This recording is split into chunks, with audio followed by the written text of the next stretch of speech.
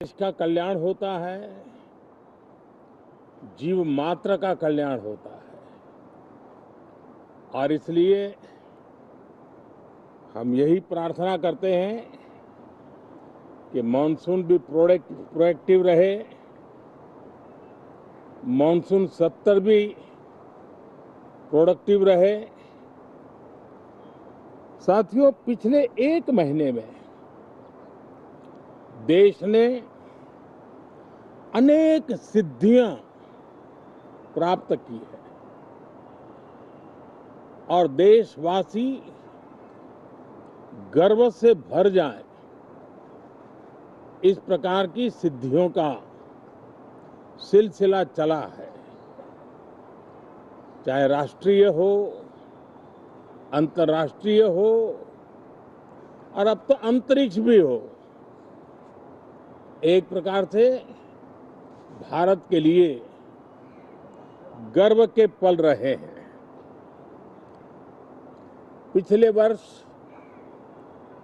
Monsoon सत्र के ठीक पहले भारतीय नागरिक इंटरनेशनल स्पेस स्टेशन पर पहुंचा था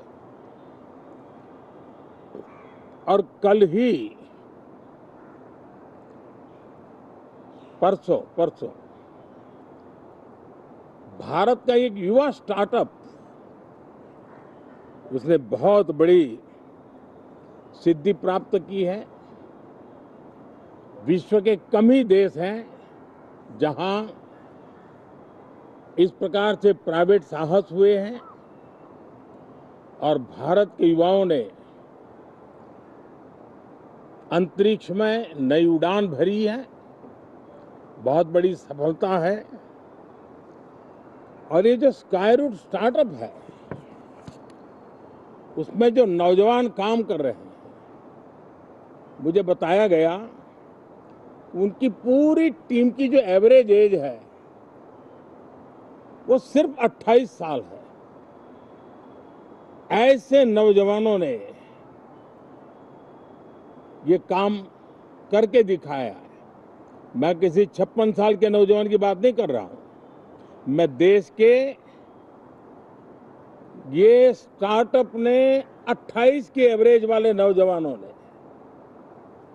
अंतरिक्ष में भारत का झंडा गाड़ दिया है।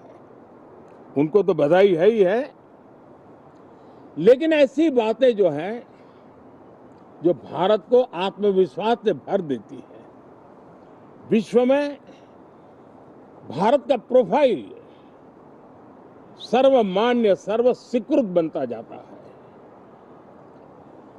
साथियों, ये संयोग नहीं, ये एक संदेश है और बड़ा मजबूत संदेश है कि हमारे देश के युवाओं की क्षमता और उनकी आकांक्षा अंतरिक्ष जितनी असीम है, इससे बड़ा संदेश देश के लिए कोई और प्रेरणा नहीं दे सकता है। साथियों, जो रिफॉर्म एक्सप्रेस पर सवार होकर के आज देश चल पड़ा है, उसी का नतीजा है कि भारत के नौजवान इतना बड़ा साहस कर पाते हैं और सफल भी हो रहे हैं। साथियों, पिछले दिनों राजस्थान में बहुत बड़ी ऑयल रिफाइनरी देश को समर्पित की गई। पिछले कुछ सप्ताह पहले एक सेमीकंडक्टर प्लांट यानी तीसरा देश को समर्पित किया गया। अभी कुछ दिन पहले ग्रीन हाइड्रोजन से चलने वाली ट्रेन, और विश्व में बहुत कम देश ऐसे हैं कि जिनके पास ये सुविधा है, लेकिन भारत ने जो हाइड्रोजन ट्रेन देशवासियों को समर्पित की है, वो सबसे ताकतवर इंजन वाली है और सबसे लंबी है। ये अपने आप में भारत के वैज्ञानिक, भारत के इंजीनियर्स, भारत के इनोवेटर्स, भारत के उद्यमी, भारत के श्रमिक, ये जो एक लक्ष्य लेकर के देश के लिए जी रहे हैं, देश के लिए काम कर रहे हैं, उसी का परिणाम है। साथियों, हम भली भांति जानते हैं और पूरी दुनिया चिंतित भी है, लगातार कहीं न कहीं युद्ध की स्थितियां बनती रही है। पश्चिम एशिया के युद्ध के कारण भारत जैसे देश जो एनर्जी के लिए औरों पर डिपेंडेंट है, उनके लिए ये पश्चिम एशिया का युद्ध एक बहुत ही बड़ा संकट का कारण रहा। Petrol, diesel, LPG, fertiliser, chemicals, यानी हर विषय में अनेक बाधाएं, अनेक संकट आए।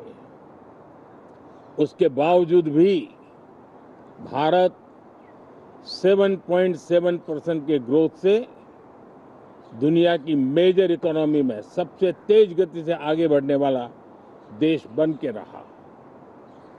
ये भारत के सामर्थ्य का परिचायक है। भारत किस प्रकार से उत्साह और उमंग के साथ नई ऊंचाइयों को पार करना चाहता है, उसकी इसमें एक झलक है। और ऐसे में जब ये मॉनसून सत्र आरंभ हो रहा है, देश ने स्पीड पकड़ ली है और संसद का स्पिरिट उस स्पीड में नई ऊर्जा भर सकता है। सकारात्मक स्पिरिट राष्ट्र के लक्ष्यों को प्राप्त करने के लिए बहुत आवश्यक होता है।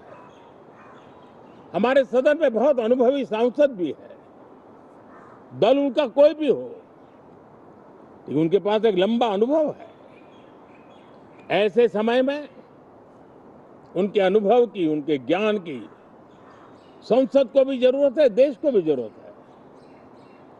और इसके लिए संसद का चलना, सार्थक चर्चा होना, मिलजुल करके देश को आगे ले जाने के संकल्प लेना, ये मैं समझता हूं कि बहुत ही समय की मांग है। एस्पिरेशन से भरे हुए देश के युवाओं की मांग है कि हम आगे बढ़े। आज समय की मांग है कि राष्ट्र निष्ठा से भरे हुए,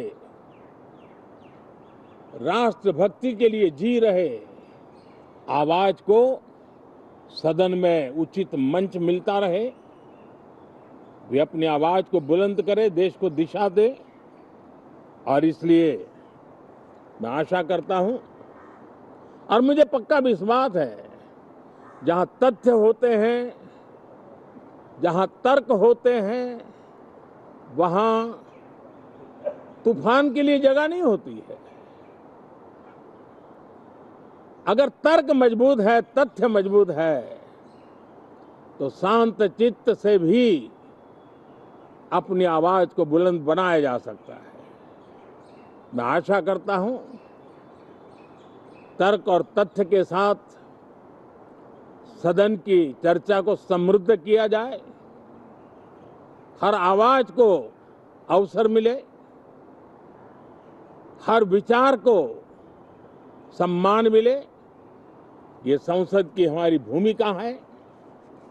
मैं सभी सांसदों से बढ़ चढ़ करके इस सदन में हिस्सा लेने के लिए निमंत्रित करता हूं। आज सुबह स्पीकर महोदय जी ने भी सोशल मीडिया के माध्यम से देश के सांसदों का स्वागत करने के अपने भाव को व्यक्त किया है। मैं भी उसमें अपना स्वर मिलाता हूं। आप सबका बहुत बहुत धन्यवाद। नमस्कार।